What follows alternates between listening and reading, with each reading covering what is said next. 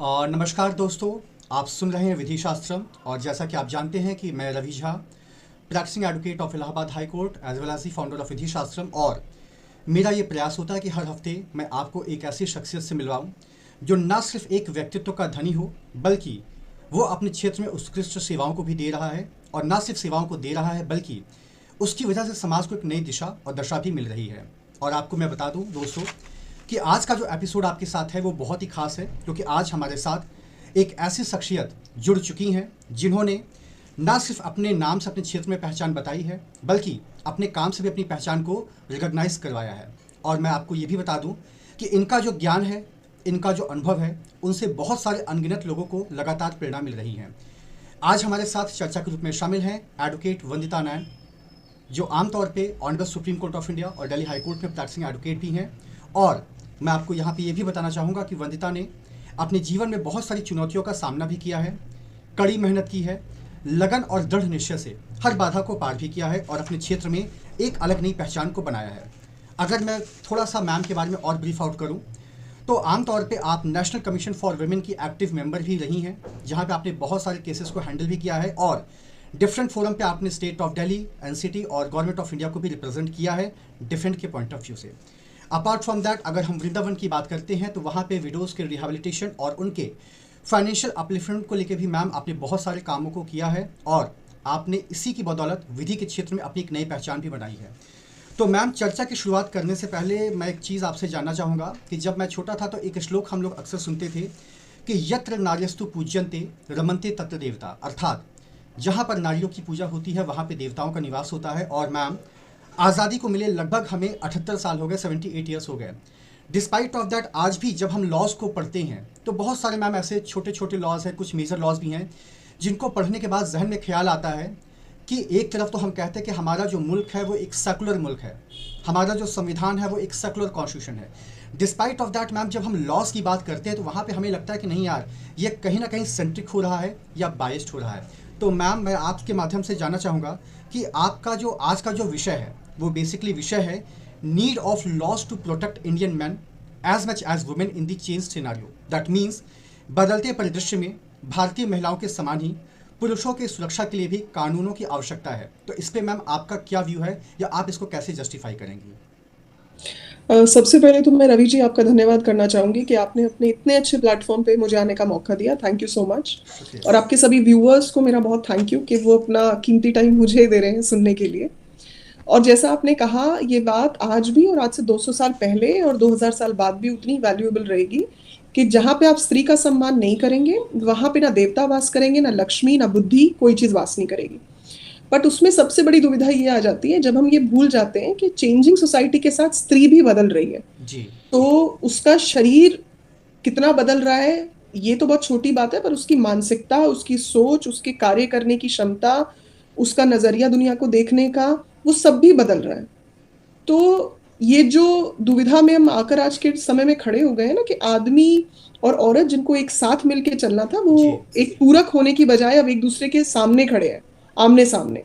ये सोसाइटी के लिए और ये लॉ के लिए भी बहुत खराब है।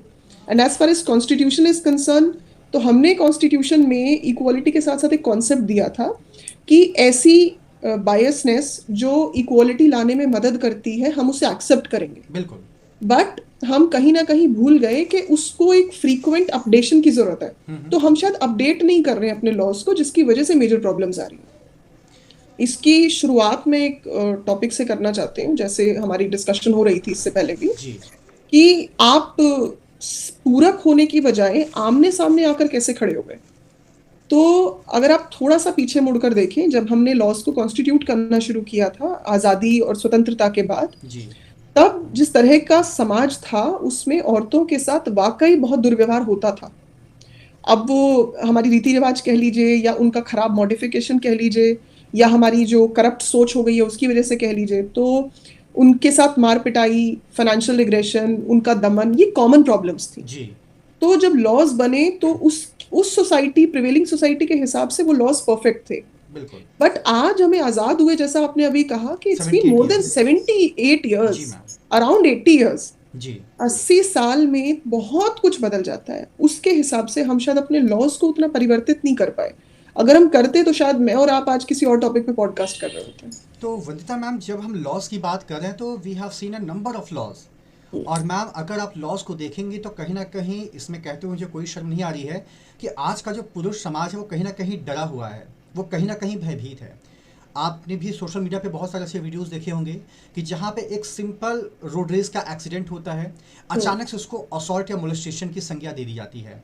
We have seen a different scenario, we have seen a different Bollywood movies. तो आखिर मैम, आखिर ऐसी आज के वक्त में कौन सी ऐसी वजह है कि आज हमें और आपको एक प्लेटफॉर्म के ऊपर डिबेट करने की ज़रूरत पड़ रही है कि आखिर वो कौन से लॉज हैं जहाँ पर एक पुरुष काफ़ी हद तक अपने आप को असहाय महसूस कर रहा है मैम? देखिए, लॉज कॉन्सिक्वेंस होते हैं आपके सोशल थॉटफुलनेस के। जी। अब अगर हम बात करते हैं मौजूदा हालात की, तो एक स्त्री और एक पुरुष होने के नाते अगर आपको कोई मारे या मुझे कोई मारे तो दर्द सेम ही होगा। बिल्कुल। बट देर आर लॉज जो मुझे प्रोटेक्ट करते हैं, क्योंकि वो मेरी आउटरेजिंग मोडेस्टी के सेक्शन में आ जाता है, तो वहाँ जी। पे मेरे पास एक्सप्रेस लॉज हैं प्रोटेक्ट करने के लिए। बट आपके लिए शायद ज़्यादा से ज़्यादा ग्रीवियस हर्ट में फॉल कर जाएगा अगर आपके साथ वो हिंसा घर के बाहर हुई है। जी बिल्कुल। पर अगर आपके साथ वो हिंसा घर के अंदर हुई है, तो सबसे पहले तो एक पुरुष होने के नाते मुझे सहानुभूति आपको देनी चाहिए कि आप परवरिश की वजह से कभी बोल भी नहीं पाएंगे। बिल्कुल बिल्कुल। बड़ी शर्मिंदगी और बहुत छोटा एक पुरुष महसूस करता है जब उसे ये बताना पड़े कि मुझे किसी ने शारीरिक तौर पे उत्पीड़न दिया। बिल्कुल बिल्कुल। पहले तो वो मान नहीं पाएगा। जी। अगर वो बेचारा हिम्मत करके किसी तरह कह भी दे, तो एक्सप्रेसली हमारे पास कोई कानून नहीं है जिसके तहत वो जाके अपनी कंप्लेन या एफआईआर रजिस्टर करवा सके। ज्यादा से ज्यादा उत्पीड़न का केस दर्ज होगा, और सबसे बड़ी दुविधा जो प्रैक्टिकली है केस दर्ज करने में, आपकी मानसिकता। मानसिकता। जब एक स्त्री जाती है पुलिस स्टेशन और वो कहती है कि उसके साथ मानसिक या शारीरिक उत्पीड़न हुआ है, बिल्कुल। तो पुलिस वाले के अंदर उसके प्रति सहानुभूति पैदा होती है और वो आगे बढ़कर अपना काम करता है। बिल्कुल बिल्कुल। बट सेम चीज अगर एक पुरुष जाकर कहता है, तो पुलिस वाला कितना भी कोशिश करे पर मेंटली वो ये मान ही नहीं पाता। क्योंकि एज अ सोसाइटी हम ये लेकर चलते हैं कि पुरुष की भावनाओं की कोई ज्यादा महत्ता नहीं है। सैडली ये कंट्रोवर्शियल हो सकता है कहना, पर हम औरत की भावनाओं को बहुत तवज्जो देते हैं, पर हम पुरुष की भावनाओं को तवज्जो नहीं देते। ये बहुत बड़ी दुविधा है, और इसी वजह से बहुत सारे डोमेस्टिक अब्यूज जो मेन के साथ होते हैं, फाइनेंशियल अब्यूज जो मर्दों के साथ होते हैं उनकी बीवियों या गर्लफ्रेंड्स या उनके कोई रिलेशनशिप्स के अंदर, बिल्कुल बिल्कुल। या उनके इन लॉज के साथ, वो आप न्याय मिलना तो छोड़िए, वो रजिस्टर तक भी नहीं होते। मैम। मेरे पास एक लंबी फहरिस्त है आपको ये बताने के लिए कि अब क्योंकि आपसे बात हो रही थी तो आई वॉज जॉटिंग डाउन, तो मैं आपको बताती हूँ, सुनकर बड़ी हैरानी होगी कि डोमेस्टिक वायलेंस, हाँ। औरत के पास एक्सप्रेस लॉज हैं जाने के लिए, पुरुष के पास कुछ नहीं है। कुछ नहीं है। रेप या सेक्सुअल हैरेसमेंट अगर पुरुष के साथ होती है, बाय डेफिनेशन हम रिकॉग्नाइज नहीं करते कि वो मर्द के साथ हो सकती है। बाय बिल्कुल, डेफिनेशन बिल्कुल। हम रिकॉग्नाइज करते हैं कि सिर्फ स्त्री उससे उत्पीड़ित हो सकती है। बिल्कुल बिल्कुल। फिर आती है डाउरी या सेक्शन 498A की बात। 498A एक महिला को प्रोटेक्ट करती है हस्बैंड से ही नहीं, अपने इन-लॉज से भी। जी। डाउरी प्रोटेक्ट करती है कि उससे गलत दहेज की डिमांड ना हो। बट अगर यही चीज पुरुष के साथ हो रही है, और होती है, जी। मेरे पास ऐसे बहुत सारे केसेस आते हैं जहां पे पुरुष से अननेसेसरली फाइनेंशियल रिग्रेशंस उसके ऊपर डाली जाती हैं, पर वो किसी एक्ट या किसी लॉ के तहत आती ही नहीं है, तो उनके बारे में बात नहीं होती। उसके बाद sexual harassment at work place, ये तो आजकल इतना हो गया है, जो कमिटीज हैं वो बाय लॉ ये रिकॉग्नाइज करती हैं, बाय डेफिनेशन ये रिकॉग्नाइज करती हैं कि किसी स्त्री के साथ हो सकता है जेस्चर से या फिजिकल एक्टिविटी से, पर पुरुष के साथ नहीं होता। और अगर पुरुष जाकर ये कह भी दे हिम्मत करके, तो वो हंसी का पात्र बनेगा। बिल्कुल बिल्कुल। उसको सीरियसली भी नहीं लेगा कोई। फिर सबसे जो आजकल बहुत रिसेंटली जिसकी चर्चा हो रही है, वो मेंटेनेंस। बिल्कुल। तो लाइवलीहुड की अगर हम बात करें, तो अगर एक महिला को घर से निकाल दिया गया या वो खुद चली गई, तो उसे मेंटेनेंस मिलेगी, बाय लॉ मिलेगी। बट अगर एक पुरुष को एक बीवी ने अपने घर से बाहर निकाल दिया उत्पीड़ित करके, वो ना ये कह पाएगा ना उसे कुछ मिलेगा। तो यहां भी उसकी कोई सुनवाई नहीं है। उसके बाद लास्ट में आते हैं हम अपने पितृत्व और मातृत्व के प्रति। तो जब कुछ होता है तो माँ अपने बच्चे को लेकर जाती है या बच्चा उसके साथ रहता है। बिल्कुल। तो माँ और बच्चे का जो रिश्ता है वो प्रोटेक्टेड रहता है। बिल्कुल। बट एक पिता और एक बच्चे का रिश्ता प्रोटेक्टेड नहीं रहता। अगर कस्टडी की फाइट है तो पुरुष बहुत लंबी लड़ाई लड़ता है उसको लेने के लिए, क्योंकि बाय लॉ और बाय सोसाइटल नॉर्म्स हम ऑलरेडी मेंटली ये मान चुके हैं कि एक बच्चे का सबसे ज्यादा हित एक माँ के साथ ही हो सकता है, पिता वो नहीं कर सकते।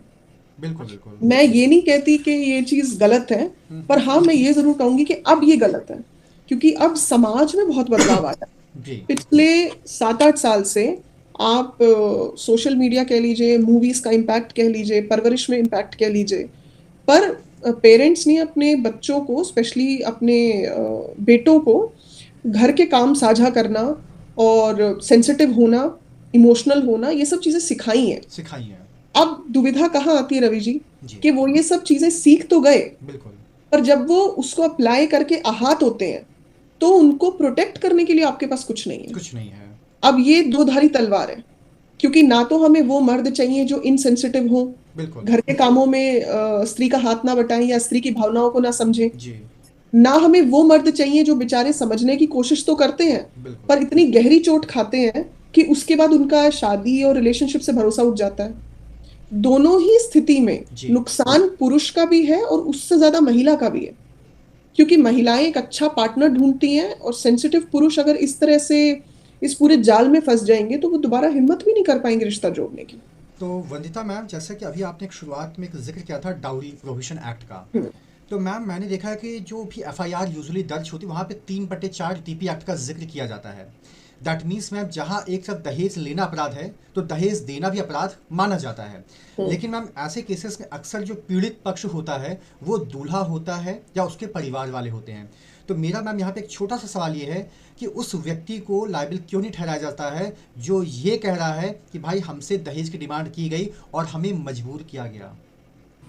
मैंने अभी आपसे कहा, देखिए, आप कानून बना सकते हैं, जी पर at the end of the day apply उन्हें मेरे और आप जैसे साधारण लोग ही करते हैं जो किसी पद पर बैठे हैं, फिर बिल्कुल चाहे बिल्कुल। वो पुलिस वाले हैं, चाहे वो जुडिशियल ऑफिसर्स हैं, चाहे वो वकील हैं, कुछ भी हैं। तो एक बहुत गहरी छाप हमारी अपनी मानसिकता की पड़ती है। ठीक है। जो आपने कहा वो 100% सही है कि अगर वो लायबल हैं लेने के लिए तो तुम भी लायबल हो देने देने के के लिए लिए। बिल्कुल। बट प्रेजुडिस ऑलरेडी हमारा मेंटल इतना है कि हम अपना पूरा फोकस उससे हटाकर सामने वाले पर ला देते हैं। लॉ आपको ये प्रोहिबिट नहीं करता, बट आप गिनकर भी वो केस 2-3 नहीं बता पाएंगे। अब यहाँ फर्क आता है लॉ में और प्रैक्टिस प्रोसीजर में, बिल्कुल। कि लॉ शायद आपको फेवर करता है बट प्रैक्टिस प्रोसीजर में आपने वो चीज कभी नहीं कही। कभी दिखी नहीं है। जैसे मैं यहाँ बात करती हूँ मेंटेनेंस की, जिस द वे आपने डाउरी की बात की, जी मेंटेनेंस ये प्रोहिबिट नहीं करता है कि पुरुष को मेंटेनेंस नहीं मिल सकती। बिल्कुल। ऐसा कोई बार नहीं प्रोहिबिशन है। नहीं है हमारे कहीं भी। जी बट आप देखिए 99% केसेस में सिर्फ महिला को मेंटेनेंस मिलेगी, और अगर पुरुष मांगेगा भी तो भी उसे दी नहीं जाएगी। बिल्कुल तो मैम। आप मेंटली ऑलरेडी वायर्ड हैं, तो लॉ भी आप उतना ही प्रोसीजर में प्रैक्टिस करते हैं जितना आप मेंटली वायर है, उससे ज्यादा आप प्रैक्टिस भी नहीं करते। This is sad reality. जी। तो वंदिता मैम, जब हम मेंटेनेंस को देखते हैं तो वहाँ पे एक वर्ड यूज़ किया जाता है, a women who is not able to maintain herself. जी तो सबसे पहली बात मैम, यहाँ पे नॉट एबल वर्ड यूज़ किया जाता है, तो कहीं ना कहीं जुडिशरी उसको इंटरप्रेट करती ही नहीं है, पहली बात। दूसरी बात ये है मैम कि जब शादी वगैरह की बात होती है तो जो लड़की अपने आप को हाई क्लास दिखाते कि मैंने एमबीए किया है, एमसीए किया है, पीजी किया है, फलाना ढिमका किया है, जैसे ही सवाल मेंटेनेंस का आता है अचानक से उसकी सारी जो क्वालिफिकेशंस होती है वो नील बटे सन्नाटे पाके रुक जाती है। अचानक से वो बेरोजगार हो जाती है, क्योंकि मैम ऐसे केसेस मैंने बहुत देखे हैं, जस्ट बिकॉज ऑफ दैट कि वो मेंटेनेंस चाहती है। That is the main reason कि उसने मैम अपनी एक्टिव प्रैक्टिस को छोड़ दिया है। क्यों? क्योंकि जहाँ काम करेगी सैलरी उसके अकाउंट में आएगी, फिर वो कोर्ट अपने रिकॉर्ड में मंगवाएगा। तो मैम इन सारी चीज़ों को जब गौर किया जाता है तो हमें ये लगता है कि एक तरफ तो लॉ सिर्फ और सिर्फ ये कहता है कि मेंटेनेंस का प्रावधान सिर्फ उसके लिए है, those person who are not able to maintain themselves. लेकिन बहुत सारे ऐसे जजमेंट्स या यूट्यूब पे हम भी देखते हैं जहाँ पे लिटरली कहा जाता है it doesn't matter whether your wife is working or not, but the thing is that even if you belongs to the labor class, despite of that आपको उसको मेंटेन करना ही पड़ेगा। अब मैम यहाँ पे एक छोटा सा सवाल निकल कर और आता है कि सपोज कर एक व्यक्ति है, उसकी सपोज करिए 15 या 20 सौ रुपये उसकी मंथली सैलरी है, उसके परिवार में उसके पिता होंगे, उसकी माँ होंगी, उसके अनमैरिड भाई बहन हो सकते हैं। लॉ ये कहता है या डिमांड ये की जाए भाई मुझे 10 में से तुम 5,000 दो। अब ma'am how this is practically possible? तो मैम क्या पुरुषों के लिए कुछ ऐसा प्रावधान है या कुछ भी ऐसी चीज़ है जहाँ पे एटलीस्ट वो अपने आप को संतुष्ट कर सके कि हाँ भाई हमारे लिए कुछ लॉज हैं? सैडली नहीं। I am so sorry to say that, controversial भी हो सकता है, बट आपने बहुत सही बात कही कि जब आप शादी का रिश्ता करने जाते हैं तो आप अपनी डिग्रीज का बहुत लंबा चौड़ा बखान करते हैं। बिल्कुल। बट जब फाइनली बात आती है कि जब रिश्ता खटास में आ गया, जी। जब वाकई आपको अपने दोनों की जिम्मेदारी लेनी चाहिए आपको, तब आप नहीं लेते हैं। और मैं फिर वापस, आप मुझे कहेंगे on the risk of being repetitive, I would still come back, because ये नोशन है, आप कहीं ना कहीं महिलाओं के दिमाग में विक्टिम होना आप लोगों ने, या शायद हम लोगों ने एग्जैजरेट कर दिया है और सेलिब्रेट कर दिया है कि being a victim is a good thing. No, being a victim is not a good thing. आप दोनों अडल्ट थे, आप दोनों ने एज अडल्ट शादी का फैसला लिया। अगर किसी वजह से वो शादी का फैसला खटास में पड़ गया और अब आप दोनों अलग होना चाहते हैं और आप दोनों केपेबल हैं पढ़ाई लिखाई में अपनी जिम्मेदारी खुद उठाने के, तो मेरी नजरिए में तो मेंटेनेंस का कोई लॉजिक बनता नहीं है। बनता ही नहीं है। इसमें पहला तो ये फैक्टर है कि मैं होना ही नहीं चाहिए मेंटेनेंस। जी। ना आप अपने हस्बैंड से कुछ मांगिए, ना हस्बैंड आपसे कुछ मांग रहा है, क्योंकि आप दोनों केपेबल हैं। बिल्कुल। अब बात वहां आती है कि इस बीइंग केपेबल को आप साबित कैसे कीजिएगा। आजकल मैंने एक नया ट्रेंड देखना शुरू किया रवि जी, जो बहुत दुखद है, शॉकिंग है और बेहद कंट्रोवर्शियल है, कि महिला शादी कर कर आती है और विद इन 2 to 3 months बिना कोई वजह दिए वो घर मायके वापस चली जाती है, और वापस जाने के बाद जो सबसे पहला केस डाला जाता है वो मेंटेनेंस का डाला जाता है, मेंटेनेंस का डाला जाता है। डिस्पाइट ऑफ द फैक्ट कि लॉ बिल्कुल स्ट्रिक्टली ये प्रोहिबिट करता है कि अगर दोनों में से कोई एक स्पाउस अपनी मर्जी से जाकर मैट्रिमोनियल होम छोड़कर घर वापस चले गए हैं जी। तो वो मेंटेनेंस के दायरे में नहीं आते। नहीं आते हैं। बट ये लॉ को फॉलो ही नहीं किया जाता। आप इसको बहुत देर तक प्रूव करने की लिस्ट में डाले रहते हैं कि वो खुद गई हैं या आपने उसे निकाल दिया है। मियर एलिगेशन, सिर्फ उसकी मुंह की कही बात को आप भरोसा कर लेते हैं कि हाँ उसने कहा कि निकाला गया तो निकाला ही गया होगा, तो मेंटेनेंस बांध दीजिए। अब इसमें सबसे बड़ी दुविधा, जो बिल्कुल आपने सही कहा, कि अगर वो प्रति महीने 15,000 रुपए कमा रहा है तो हो सकता है जब बीवी उसके साथ रह रही हो तो वो उस पर 10,000 खर्चा कर रहा हो, बिल्कुल बिल्कुल। बट उसके साथ साथ उसको पत्नी का सुख मिल रहा था, उसको एक पूरा मैट्रिमोनियल होम का सुख मिल रहा था, जी। एक कंप्लीट जीवन जीने का सुख मिल रहा था। तो वो 15,000 में से 10,000 का खर्चा प्रॉब्लम नहीं था, वो इन्वेस्टमेंट था, अपने परिवार के ऊपर सुख से खर्चा था। बिल्कुल बिल्कुल। बट अब आप खटास में जब आप चले गए हैं और मुझे मेरी आमदनी का 60% हिस्सा आपको या 50% हिस्सा आपको देना पड़ रहा है, तो मैं मेंटल स्ट्रेस में हूँ, बिल्कुल। मुझे एक पूरे परिवार का सुख नहीं मिल रहा, मेरी बाकी जिम्मेदारियां जैसे मेरा अपना रख रखाव, मेरे अपने खर्चे, मेरे माता पिता का वहन, वो सब हैम्पर हो रहा है, और सिर्फ इसलिए क्योंकि आपको एक इजी मनी का लाइवलीहुड चाहिए। और मुझे लिटिगेशन का कॉस्ट मैम अलग से जाता है। लिटिगेशन का कॉस्ट अलग से अलग जाता से है। जाता है। मतलब ये बहुत दुखद है कि आप किसी को, आप ऑलरेडी मानकर चल रहे हो कि मतलब फीमेल्स विक्टिम है, और इसकी सबसे बड़ी मार जो पड़ती है ना, वो उन महिलाओं पे पड़ती है जो वाकई सामर्थ्यवान नहीं है। बिल्कुल। जो कोर्ट आई हैं वो सामर्थ्यवान है, मेंटली भी और रिसोर्सफुली भी, बट जिनको महिलाओं को एक्चुअली में ये जरूरत है वो बेचारी तो कोर्ट पहुंच नहीं पाती। पहुंच नहीं पाती हैं। और ये जो झूठे केसेस ये महिलाएं कर रही हैं, उसकी सबसे बड़ी मार उन महिलाओं पे पड़ती है, क्योंकि जब वो बेचारी हिम्मत करके कोर्ट तक आती है तो मेरे आप जैसे वकील, जुडिशियल ऑफिसर, पुलिस वाले सब उसे शक की निगाह से देखते हैं। तो जिस बेचारी के लिए वो न्याय मिलना था, वो बना ही था, उस तक तो वो पहुंचा नहीं। जो बाकी लोग थे जिनको अपने बेनिफिट के लिए यूज करना था उन्हें मिल रहा है। सैडली आज के टाइम पे 60 to 70% फीमेल्स ऐसी हैं जिन्हें एक्चुअल में मेंटेनेंस की जरूरत नहीं है, जरूरत नहीं है, बट उन्हें मिल रहा है। मिल रहा है। और उन्हें इसलिए मिल रहा है क्योंकि गलत प्रोवोकेशन है मायके वालों की तरफ से, क्योंकि जो मेंटेनेंस का अमाउंट आ रहा है वो सिर्फ वो महिला यूज नहीं कर रही है, वो महिला का भाई या उसके पिता या उसकी माता यूज कर रही है। ये एक बहुत डिमीनिंग ट्रेंड शुरू हुआ है, जो फैमिली के तौर पे भी वैल्यू वाइज और एथिकल बहुत खराब है ये। बट सैडली आप लॉ में इसका रिकोर्स नहीं ढूंढ पा रहे हैं। तो वंदिता मैम, जब हम बात करते हैं मेंटेनेंस की, तो एज वी ऑल नो, ना तो सीआरपीसी में और ना ही बीएनएसएस में मेंटेनेंस के पर्टिकुलर अमाउंट को लेकर जिक्र किया गया है। बेसिकली वो कहता है कि let the court will have to decide. अभी मैम कुछ दिनों पहले की बात है, एक वीडियो मैं देख रहा था, शायद आपने भी गो थ्रू किया होगा। वहाँ पे someone lady and she is demanding approximately 6,35,618 रुपये समथिंग। तो कोर्ट ने बहुत अच्छे से कहा कि व्हाट इज दिस नॉनसेंस, और अगर आपका वाकई में इतना खर्चा है तो लेट हर अर्न, उसको आप कमाने दीजिए। तो आमतौर पे मैम जब हम मेंटेनेंस को देखते हैं तो कहीं ना कहीं जो डिफेंस होता है या जो प्रोसिक्यूशन होता है वो उसको कनेक्ट करता है आर्टिकल 21 से, right to life with dignity. और उसका ये कहना है कि जस्ट बिकॉज ऑफ दैट कि वो पति के साथ इस माहौल में रह रही थी तो अपने मैके में भी वो उसी माहौल में रहेगी।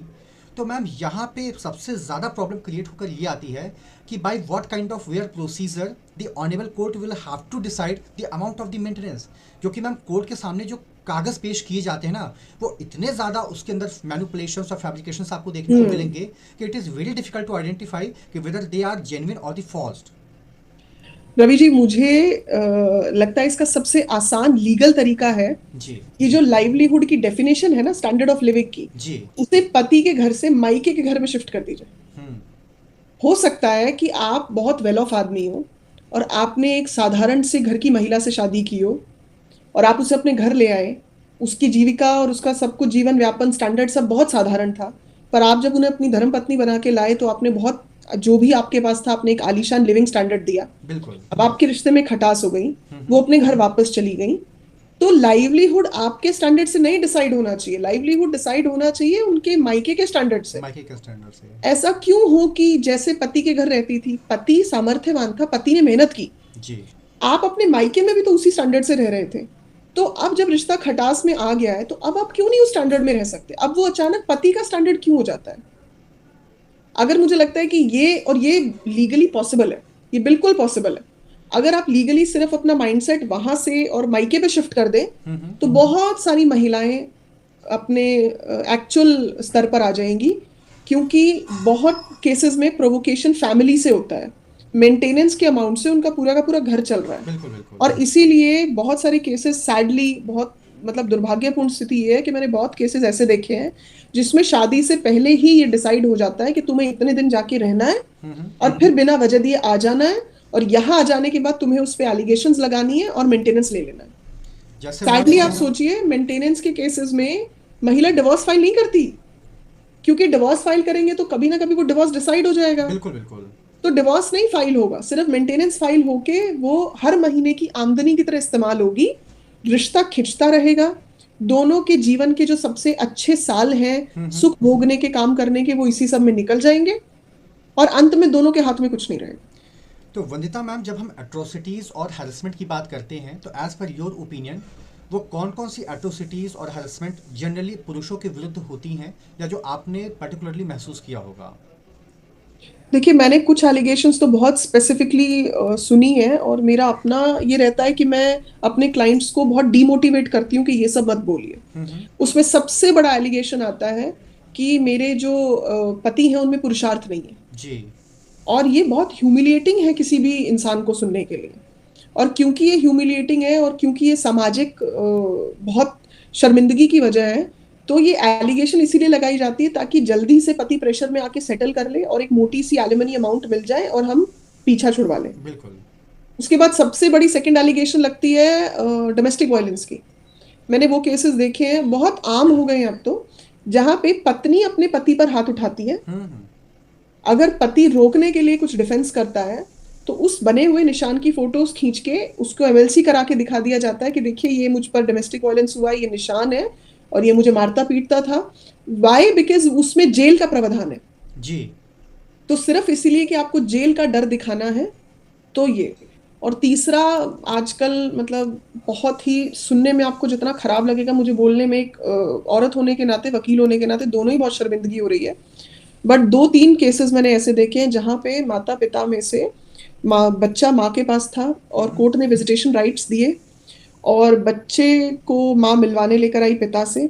कोर्ट प्रमाइसेस में एक कमरे में जाके वो बच्चे से मिला, आधे घंटे बाद आया तो अगले 2-3 दिन में माँ ने पॉक्सो का केस पिता के अगेंस्ट रजिस्टर करवा दिया अपने बच्चे को लेकर। मतलब ये इतना दुर्भाग्यपूर्ण स्थिति थी, मुझे उस दिन इतना खराब लगा। कहाँ तक नैतिकता आपकी गिर गई है कि पैसे लेने के लिए आप अपने पति पर, चलिए पति पर आरोप लगा दीजिए, पर आपने ये सोचा कि जिस बच्चे को आप पढ़ा लिखा के ये झूठ बुलवा रहे हैं उसकी मानसिक स्थिति पे क्या फर्क पड़ेगा? आज वो बच्चा है पर उसे कल तो समझ में आएगा। बिल्कुल बिल्कुल। तो वो आपको किस नजर से देखेगा और एक माँ होने के नाते आप कितना गिर सकती हैं। ये केसेस भी देखने में आए हैं। मैंने मेरे खुद के क्लाइंट के साथ हुआ तो मुझे बहुत, मतलब आई वॉज डिस्गस्टेड। मेरे पास फीलिंग्स ही नहीं है वो बताने के लिए कि कैसा लगता है एक वकील होने के नाते, और औरत होने के नाते तो और खराब लगता है। तो वंदिता मैम, यहाँ पे एक छोटा सा सवाल मेरा आपसे और है जी। एक अक्सर एक ट्रेंड चल रहा है कि शादी का झांसा देकर शारीरिक संबंध को बनाया गया, और यहाँ पे मैम मैं ये भी देखता हूँ कि बहुत सारे ऐसे केसेस भी हमारे सामने निकल कर आते हैं क्योंकि जो आप रेप की परिभाषा को पढ़ते हैं तो वहाँ पे तो लिखा है, आपके सामने 5 या 6 परिस्थितियों को रख दिया गया है। अंडर फोर्स होता है, कंपल्शन होता है, अंडर इन्फ्लुएंस होता है, इंटॉक्सिकेशन होता है, डर होता है, भय होता है, एंड सो ऑन होता है। बट मैम बहुत सारी ऐसी भी चीज़ें निकल कर आती है जहाँ पे जब वो रिलेशंस बने थे, बहुत ही पीसफुली इन्वायरमेंट में बने थे, दोनों की सहमति से बने थे, there is nothing a sign which is related to falls within the purview of either force, compulsion, fear, intoxication, ना वो लड़की माइनर थी।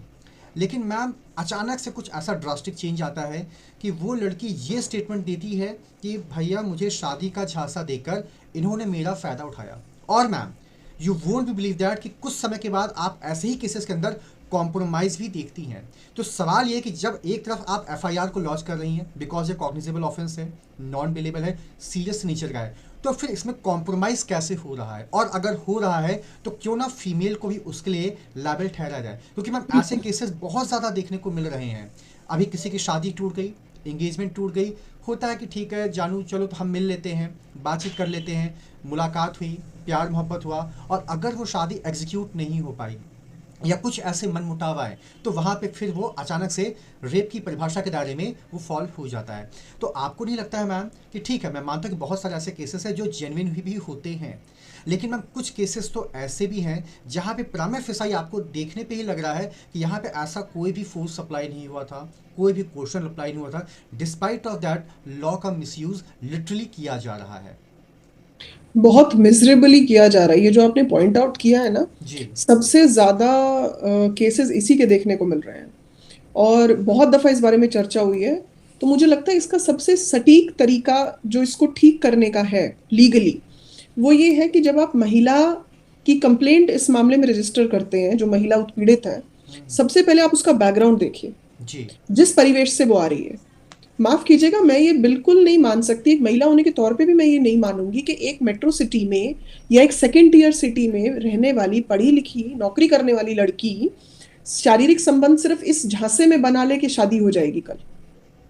ये कभी नहीं होता है। आप बिल्कुल दो अडल्ट हैं, देखिए लॉ आपको प्रोहिबिट नहीं करता है, जी आप दो अडल्ट्स हैं, आप म्यूचुअल कंसेंट से अगर फिजिकल होने का या अपने रिश्ते को आगे बढ़ाने का फैसला लेते हैं, आप लीजिए। बिल्कुल हो सकता है वो फैसला मटेरियलाइज हो सकता है वो रिश्ता मटेरियलाइज ना हो, ना भी हो।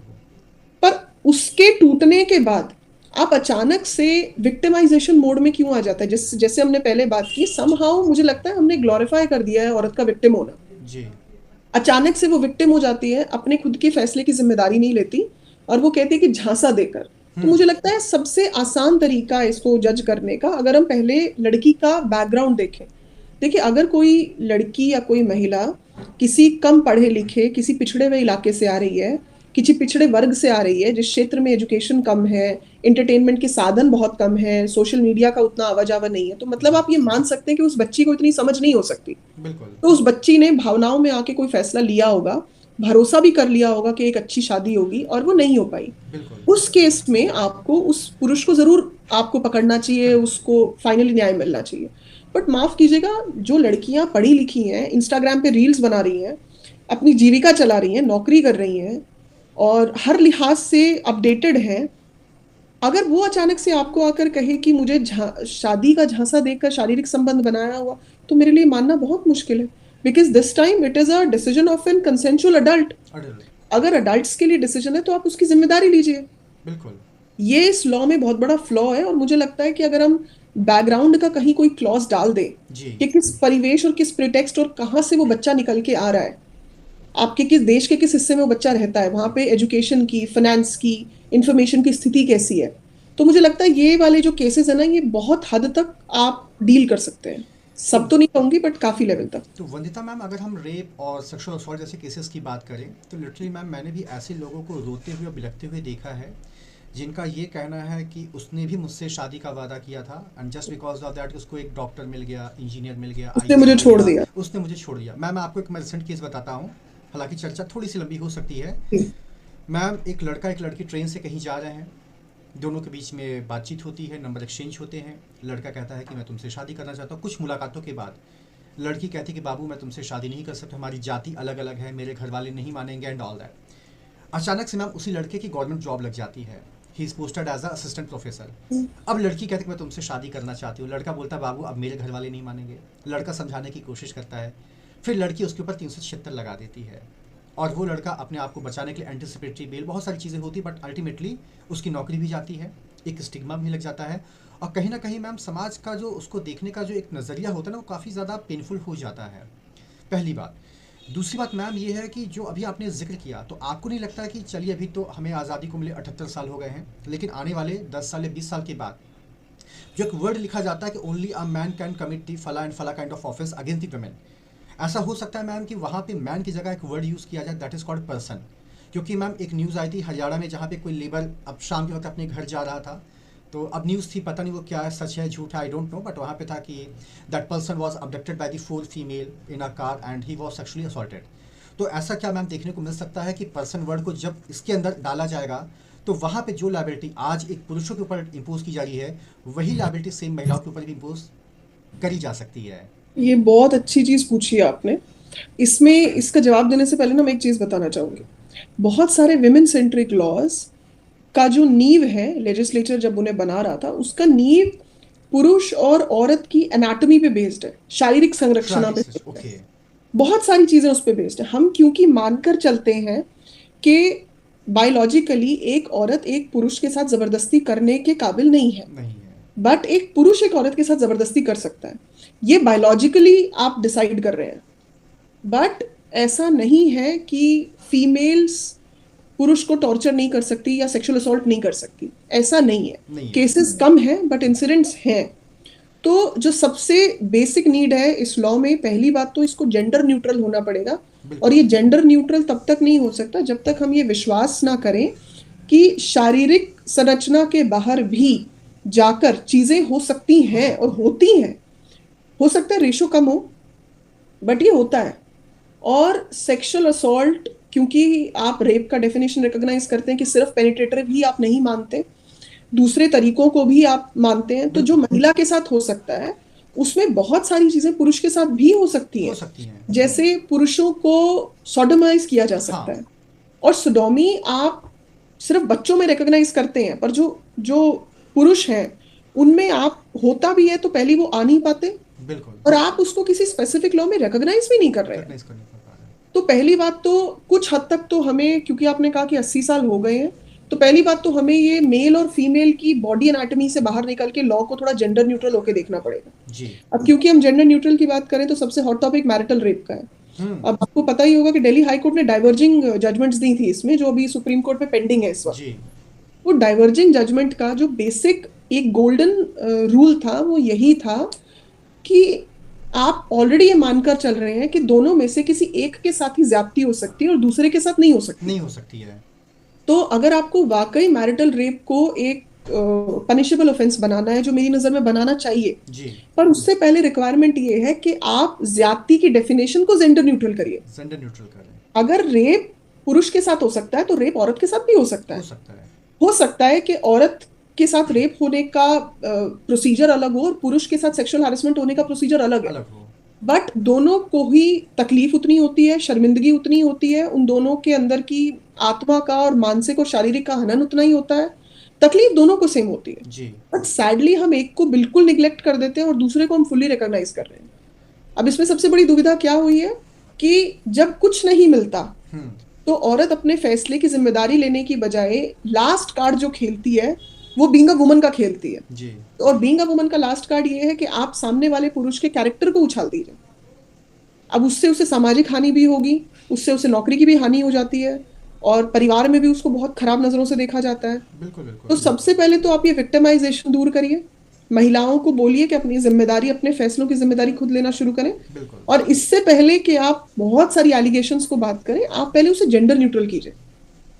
आपको एलजीबीटीक्यू ग्रुप के बारे में इतनी चिंता है, एलजीबीटीक्यू ग्रुप के राइट्स रिकॉग्नाइज तब होंगे जब आप पहले एक स्त्री और पुरुष के राइट्स तो रिकॉग्नाइज कीजिए। Of course. आप उन दोनों को जेंडर इक्वालिटी पे तो लेकर नहीं आ पा रहे हैं, और आप जो फ्लूइड जेंडर्स हैं जिनके बारे में अभी आप उतनी समझ भी नहीं रखते, वो अपनी राइट्स के लिए लड़ रहे हैं। राइट्स उनको भी मिलने चाहिए, बट उनको राइट्स मिलने का दरवाजा तब खुलेगा जब आप स्त्री और पुरुष के राइट्स को डिफाइन कर पाए, और वो भी इक्वल प्लेटफॉर्म पे डिफाइन कर पाए।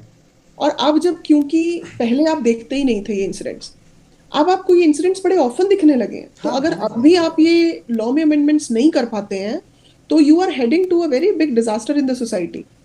मुझे लगता है नियर फ्यूचर में 10 साल और अगर ये सब चला जी। तो जो स्थिति आज से 30 साल पहले महिलाओं की थी उत्पीड़न की, जो पुरुषों के हाथ उत्पीड़ित होती थी जो रेशो, वही सेम चीज पलटकर वापस आ जाएगी, रिवर्सिबल इन नेचर। पुरुषों के साथ आ जाएगी।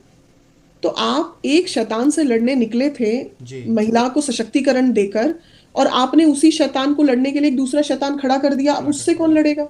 बिल्कुल। अब आप एक और लड़ाई लड़ी अगले 80 साल पुरुष सशक्तिकरण की। सशक्तिकरण। ये तो मतलब पूरी ऊर्जा आप बजाय के समाज को आगे बढ़ाने के, आप अपनी पूरी ऊर्जा एक पुरुष और एक स्त्री को आमने सामने खड़ा करके और उन्हें अलग अलग सशक्त करने में लगा देंगे, जबकि बात ये होनी चाहिए कि आप उन दोनों को मिलके सशक्त करिए। बिल्कुल। आप तब तक दोनों को बराबरी का ओहदा देखिए, कोई लॉ आपको बराबर नहीं कर सकता, जी। आपके अपने फैसले कर सकते हैं।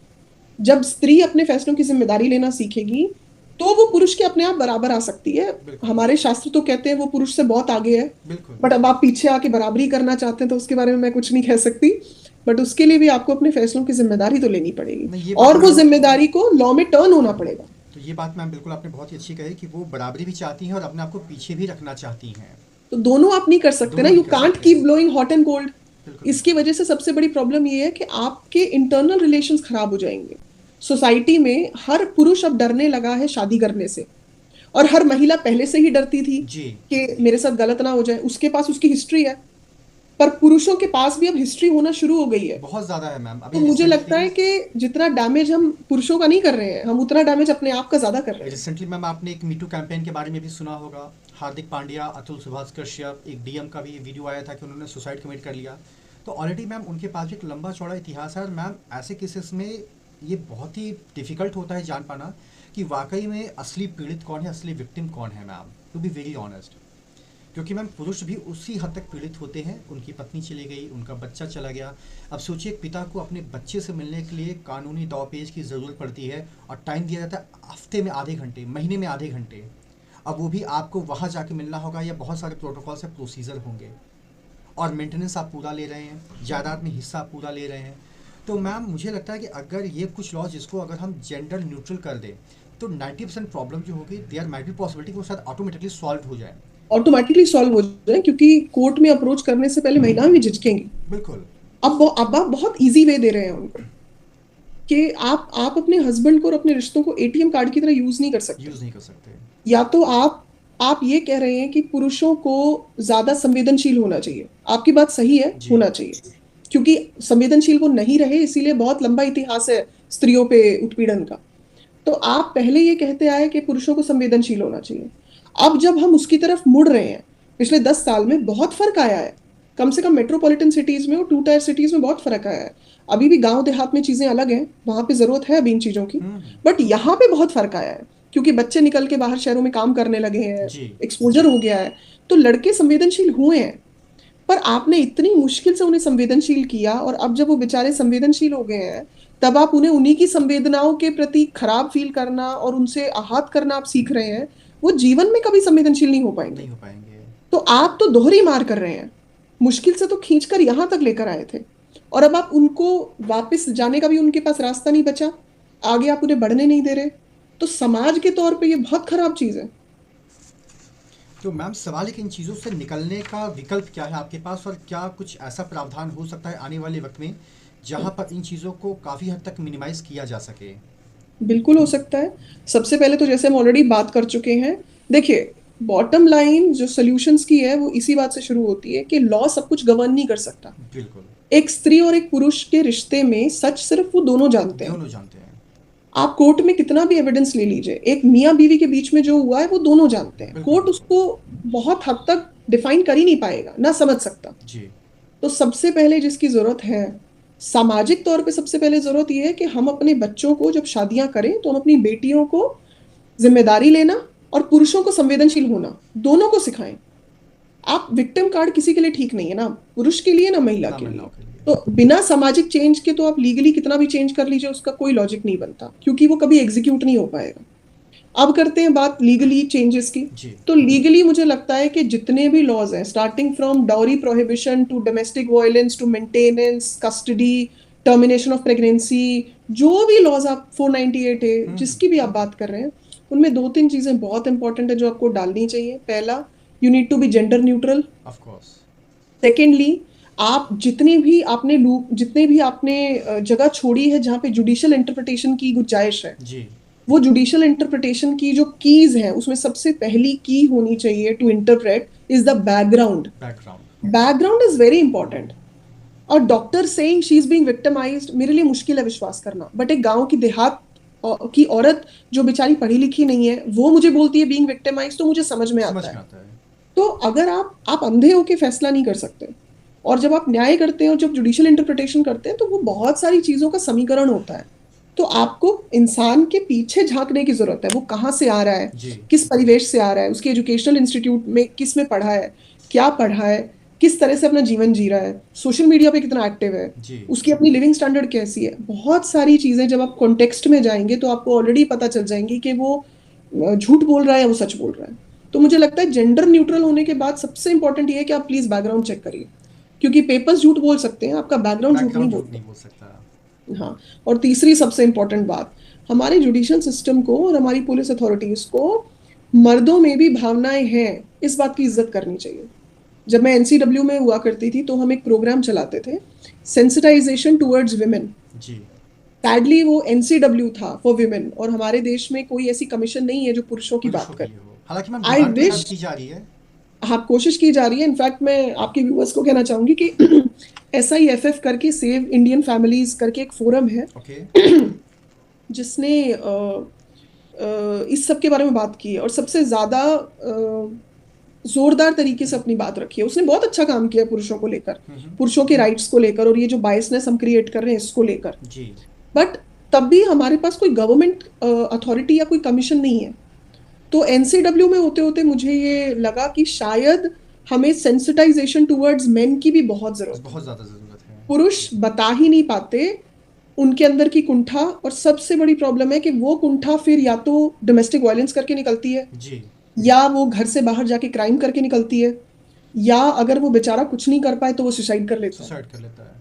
तो जिनको लगता है कि एक लड़के ने सुसाइड की, वो लड़के ने सुसाइड नहीं की, वो माँ बाप भी मर गए जिन्होंने पढ़ा लिखा के अपने बेटे को बड़ा किया था, उनके बुढ़ापे का सहारा था, वो भी चला गया। बिल्कुल, तो ये 3 चीजें तो मुझे लगता है, मैं ये नहीं कहती कि 100% सॉल्व हो जाएगा, बट लेजिस्लेचर, क्योंकि लेजिस्लेचर सब्जेक्टिव है, और हम भावनाओं को तो उसमें इंक्लूड कर नहीं सकते, बट हम वो की फैक्टर्स इंक्लूड कर सकते हैं जहां पे कम से कम प्रैक्टिकली आपको पता चले कि इंसान कहाँ से आ रहा है। तो अगर हम इतना कर दें, और उसके बाद मुझे बहुत भरोसा मेरे कोर्ट्स पर, जो जुडिशियल अफसर बैठे होते हैं वो बात तजुर्बा, इतना उनके पास एक्सपीरियंस होता है कि वो चेहरा देख के आपको बता सकते हैं कि कौन सच बोल रहा है कौन झूठ। अगर वो इस एक्यूमन को थोड़ा सा अमेंडमेंट्स इन लॉ से भी जोड़ लें तो मुझे लगता है बहुत हद तक इस प्रॉब्लम को हम सॉल्व कर लेंगे। 100% तो नहीं, पर काफी हद तक। तो वंदिता मैम, वाकई में आज जो भी कन्वर्सेशन आपके साथ हुआ है इससे मुझे पूरा यकीन है, और मुझे व्यक्तिगत रूप से बहुत कुछ सीखने को मिला, एंड इस विश्वास के साथ कि जो हमारे व्यूवर्स होंगे उनको भी बहुत सारी चीज़ें सीखने को मिली होंगी। तो जाते जाते हुए वंदिता मैम, 2 शब्द आपकी तरफ से मैं और सुनना चाहूँगा इस इंटायर टॉपिक को समराइज करते हुए।